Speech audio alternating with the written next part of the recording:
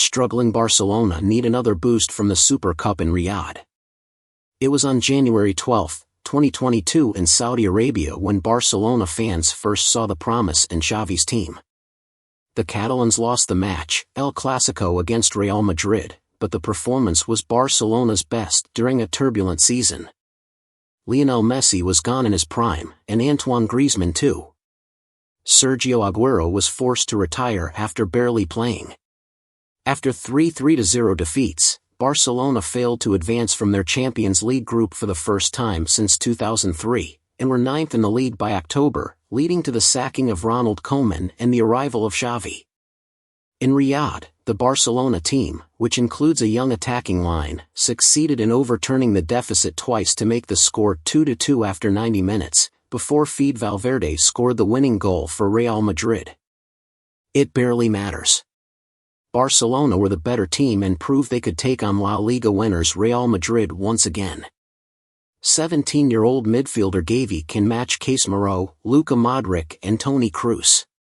2 months later, Barcelona went to the Bernabeu and won 4-0. After one season, they became Spanish champions again.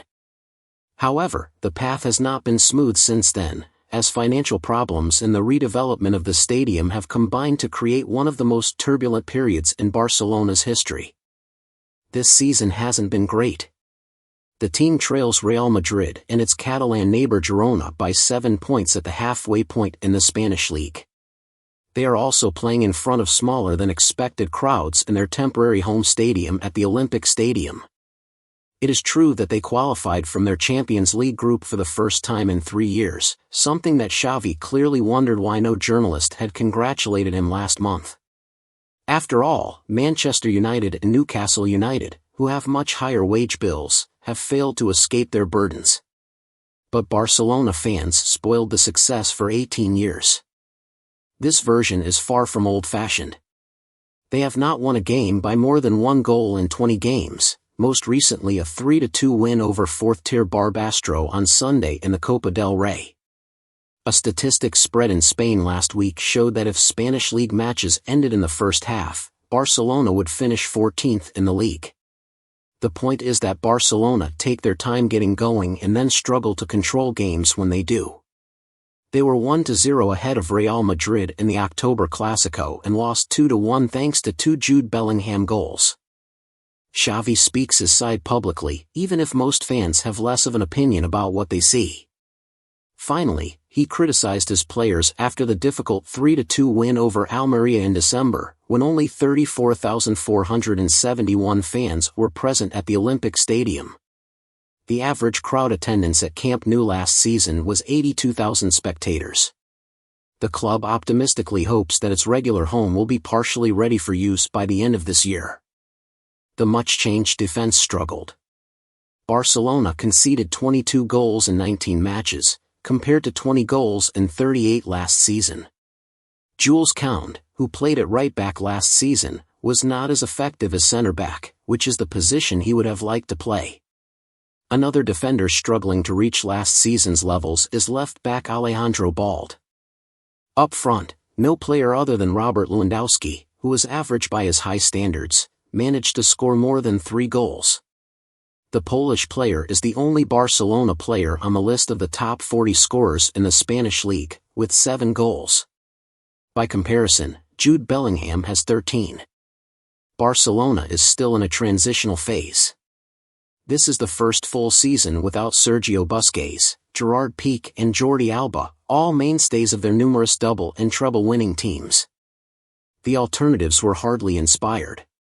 Catalan midfielder Oriol Romeu, an honest and physical footballer, pales in comparison to Busquets. On loan, João Felix started well but fell behind, although new teammate Ilkay Gundogan has impressed and João Cancelo has been the best defender. Injuries have been a big problem. Xavi, a world-class midfielder despite only being 19 years old, tore his cruciate ligament in November. Impressive striker Pedri, 21, has been limited in 8 of his 19 league appearances by persistent hamstring and muscle injuries. Ronald Araujo, 24 years old, the best centre-back in the Catalan team, suffered 3 injuries last year. Frenkie de Jong, perhaps the only player who has improved from last season, missed 2 months of the season with an ankle injury.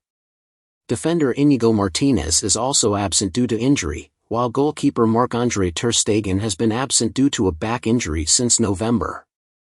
There have been positives, such as the emergence of Lamine Yamal, 16, and Fermin Lopez, 20, from a youth system that continues to produce top-class players.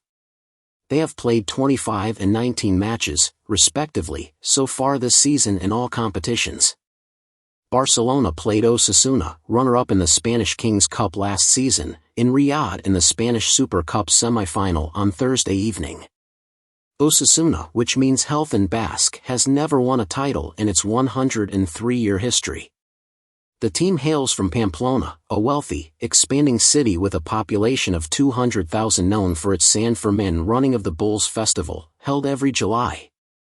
Osasuna, which ranks 12th in the Spanish League, would have received a prize money of €2 million had it won the 4-team tournament, a quarter of what any of the other 3 teams would receive. This has been criticized as unfair, and with good reason, even though Osasuna are the outsider. The team lost 2-1 at home to Barcelona in the league last September, and lost 4-0 to Real Madrid and 2-0 at home to Atletico. The winners face Real Madrid, who beat rivals Atletico City 5-3 after extra time on Wednesday, in the final on Sunday. Barcelona are the defending champions, and what can they do with another lift from this tournament, played away from home?